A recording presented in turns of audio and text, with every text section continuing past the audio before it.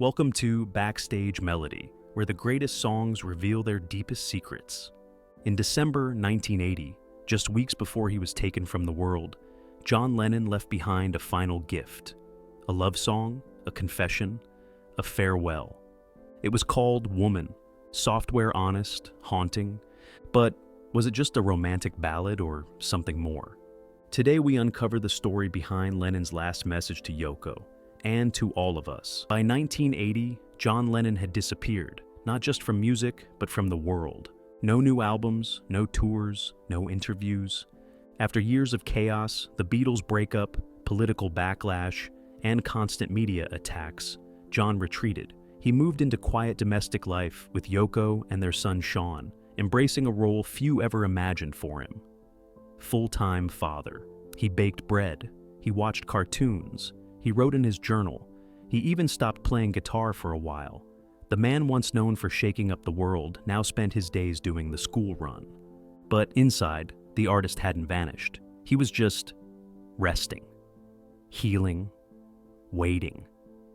That spark returned in the most unlikely of places, a small sailboat headed for Bermuda. During the journey, Lennon got caught in a brutal Atlantic storm. The rest of the crew was incapacitated, seasick, or terrified. But John, navigating with trembling hands and a racing heart, took the wheel. Hours later, as they reached calm water and the clouds parted, he said something had changed. Something inside him had woken up. On the island, he found peace. And with that peace came melody. He began writing again, scribbling lyrics in notebooks, humming tunes while walking the beach. One of those songs, soft and fragile, was called Woman. He wrote it alone, with no studio deadline, no expectation. Just a simple emotional message. This is for you, Yoko. Really for you. It was more than a love song. It was the sound of a man rediscovering who he was, without the fame, without the noise. And in that rediscovery, Lennon crafted what would become his most honest gift. Ironically, Woman, a song now considered one of John Lennon's most touching masterpieces, was almost never released at all. To Lennon, it felt too personal, too gentle. He worried that it might be dismissed as sentimental fluff in a world that preferred revolution over reflection. He told friends and producers that it was embarrassingly sincere, unsure whether anyone else would understand what he was trying to say. It was just too close to the bone. He described it as the grown-up version of the love songs he used to write in the early Beatles days. But this time, there were no metaphors, no coded lyrics, just direct emotional honesty. And that's what scared him. He wasn't hiding behind a band or a cause. This was Lennon, unfiltered. But producer Jack Douglas saw the song's quiet power immediately. He pushed Lennon hard. John, this is the one people will carry in their hearts. This is the message they've been waiting for from you. That wasn't just producer talk. Douglas knew this song was different. It didn't scream for attention. It invited listeners in. Lennon's inspiration came from unexpected places. The romantic harmonies of 1950s doo-wop, the softness of Paul McCartney's Here, There, and Everywhere, and even the classic ballads his mother used to play on the radio. He was looking back, not with nostalgia, but with clarity. When he first recorded the demo, it was raw, just Lennon and his acoustic guitar, no overdubs, no production tricks. But that simplicity was its strength. Every breath, every note carried weight. And when he played it for Yoko, her reaction said it all. Tears, not from sadness, but from recognition. This wasn't John Lennon. The world had turned into a myth. This was the man she loved, laying everything bare. At that moment, she didn't hear a hit record. She heard the truth. On the surface, Woman sounds like a love letter. Sweet, tender, intimate. But beneath the melody lies something deeper, an apology. A reckoning.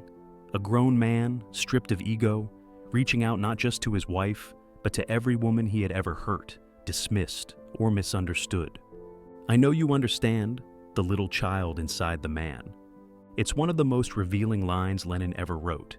In just a few words, he confesses his emotional immaturity, the wounds of his past, the damage it caused, and his hope that Yoko, and perhaps all women, could still hold space for his brokenness. It wasn't poetry for poetry's sake, it was therapy, put to music. For decades, Lennon had wrestled with his own contradictions, preaching peace while battling anger, writing about love while living through jealousy and pain. And here, for the first time, he wasn't dodging that truth. He was facing it head on. But Woman wasn't just about Yoko. Lennon said in interviews that it was inspired by all the women in my life, from my mother to my aunt to the lovers I didn't treat well. It was a mosaic of regret and gratitude, a tribute not just to romantic love, but to feminine strength and endurance. There's also a cultural undertone that makes the song even more profound. Remember, this was 1980. Vulnerability from male rock stars wasn't exactly mainstream. Lennon wasn't just singing about his emotions. He was challenging outdated ideas of masculinity. In a world where men were taught to bury their feelings, Lennon laid his bare for millions to hear. And in doing so, he rewrote the rules. The softness of Woman wasn't a weakness, it was power. A power that came from honesty, from growth, from love, with eyes wide open. Because true love isn't just devotion, it's accountability. And with this song, Lennon wasn't just saying, "I love you." He was saying, "I finally see you." Woman was recorded in November 1980. Just a few weeks later, on December 8th, John Lennon was gunned down outside his home at the Dakota in New York City. It was a moment that shook the world. The man who once sang "Give Peace a Chance" had died in an act of unimaginable violence. Yoko was with him. The last thing he said to her before the fatal shot was, "Let's go home and see Sean before he goes to bed." They never made it inside, and yet, within that darkness, a light emerged, quiet, delicate, and haunting. That light was Woman. Released just weeks after his murder, the song hit like a spiritual aftershock. Radio stations played it on loop. DJs struggled to announce it without choking up. Fans across the globe listened in silence. And that whisper at the beginning, for the other half of the sky, suddenly took on a weight that no one had anticipated. It felt like Lennon had left a message from beyond. The timing was too perfect, too eerie. A song about love, apology, and deep reflection, delivered just after the world lost him. It felt prophetic, almost as if he knew.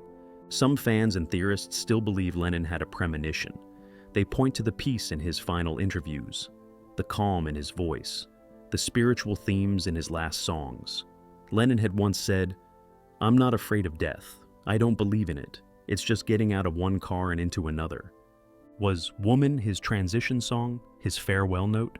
Or was it simply a coincidence, one that turned heartbreak into something that felt almost holy? Whatever the case, the world didn't just mourn the loss of an icon. They listened to his last words, set to music, and held them close. Because this wasn't just any posthumous release. It was John Lennon's most human moment, delivered to the world in the middle of its deepest grief. And in that silence after the gunshots, Woman answered with something John had been seeking his whole life: peace. For Yoko Ono, Woman wasn't just a song, it was a final heartbeat. After John's murder, Yoko became a fortress, silent, composed, protecting what was left of their life together. She didn't do interviews, she didn't cry in public, but behind closed doors, she clung to Woman like a lifeline.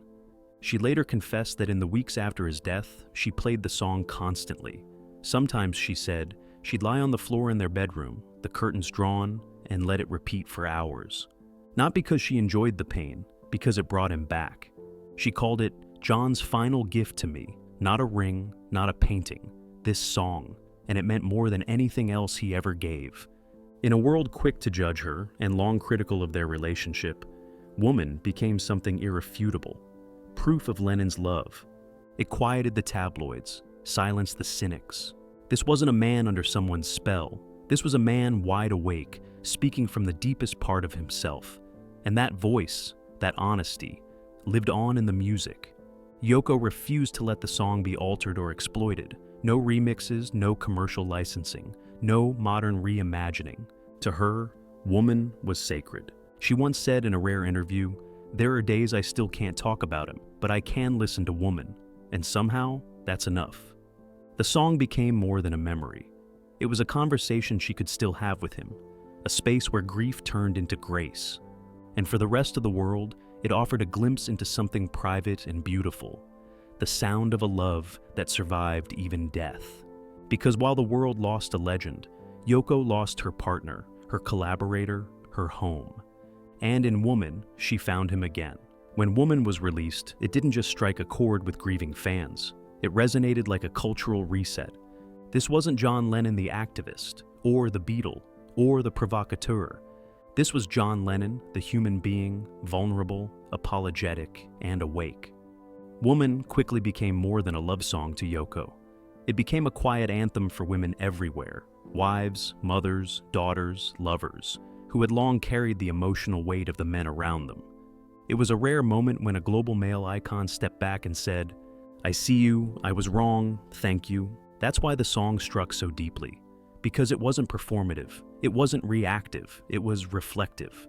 From a man who had been famously flawed, possessive, angry, even violent in his younger years, it was a public evolution.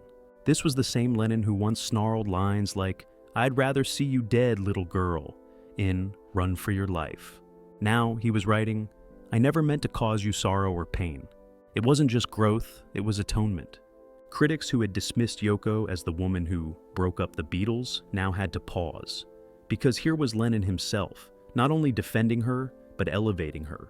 He wasn't writing to the public, he was writing for her.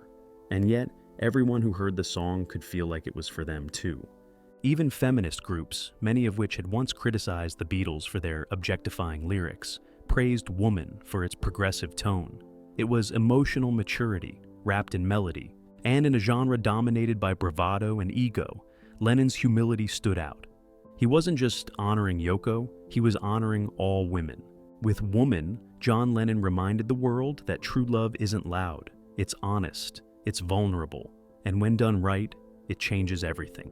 Today, Woman stands as one of John Lennon's most beloved solo works, not because of its chart position, but because of its truth. Over the years, it has played at weddings, anniversaries, memorials, and quiet nights alone with headphones on. It's not just a song, it's a moment people return to when they need something real, something pure. In a world overflowing with noise, Woman offers stillness. Even Paul McCartney, famously private about John's post-Beatles work, once said, "That was John at his most sincere. It wasn't dressed up, it wasn't clever, it was just love, laid bare." And he's right. Unlike some of Lennon's other iconic tracks, Woman doesn't shout, it doesn't rebel, it doesn't demand attention. It invites you in, gently, like a memory you didn't know you missed. And maybe that's why it endures. Decades later, new generations continue to discover it, often not knowing the backstory, only sensing that this song means something. It feels like a goodbye and a thank you, all at once. The Beatles documentary Get Back gave fans another glimpse of Lennon's softer side, playful, quiet, thoughtful. Woman captures that essence perfectly. It's the emotional thread that ties his early rage to his final piece. Even Yoko once said, "If people remember one thing about John, I hope it's that he was trying to grow. He didn't pretend to be perfect, but he tried." That effort lives inside Woman. It's not just the final whisper of a man fading into legend. It's the sound of healing, of humility, of someone trying to make it right. And in a world still aching for that kind of honesty, Lennon's voice continues to echo, soft, steady, and unmistakably human. Lennon's softest goodbye. In the end, Woman wasn't just a song, it was an offering, a confession, a farewell. It was John Lennon, the rebel, the lover, the dreamer, laying down his guard for the last time, letting the world see the cracks, the guilt, the growth, and yes, the gratitude. He didn't leave behind a manifesto, he didn't go out screaming, he left behind 3 minutes of music that still brings people to tears. It wasn't written to sell records, it wasn't crafted to go viral, it was written for one person, whispered from one soul to another, but somehow, we all heard it, and maybe that's what makes it eternal. Because long after the headlines faded and the world moved on, Lennon's final gift still plays on. Software honest, undeniably human. And that's why, even decades later, we're still listening. If this story moved you, there's more where that came from. Subscribe to Backstage Melody for weekly deep dives into the untold stories behind the world's most unforgettable songs. From secret muses to final recordings, we reveal the soul behind the soundtrack of your life. Hit like, comment below with your favorite Lennon track, and share this with someone who needs to hear it, because behind every hit is a story worth hearing.